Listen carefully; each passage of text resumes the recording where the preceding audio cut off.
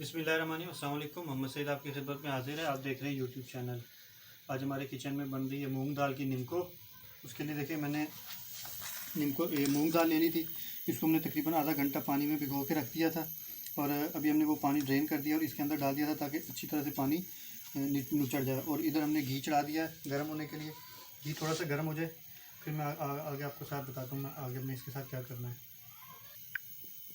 लेकिन आज घी गर्म हो चुका है, हमने छन्नी में डाल लेना है। वैसे अगर आप चाहें तो इसके अंदर भी शिफ्ट कर सकते हैं अगर आप निकाल सके जल्दी।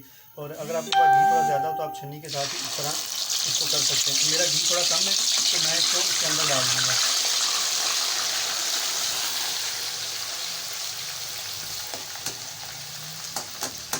इसका कुकिंग टाइम कुछ ज़्यादा नहीं होता, तकरीबन 3 से 4 मिनट होता है।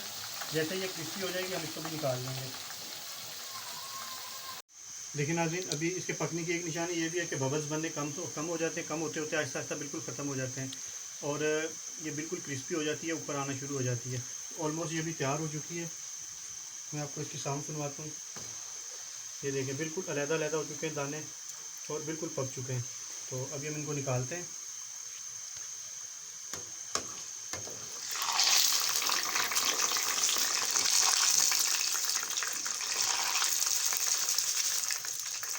ये देखिए मेरा कैमरामैन अगर आपको इसका साउंड सुनवा सके तो ये देखिए कितनी क्रिस्पी बनती है। ये मैं ये सारी निकाल लूँ।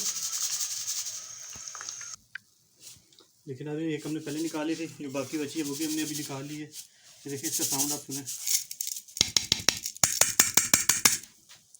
कितनी क्रिस्पी बेहतरीन तैयार हुई है। और अभी हम अगेन इसके ऊपर भी मैं वही चाट मसाला डालूँगा।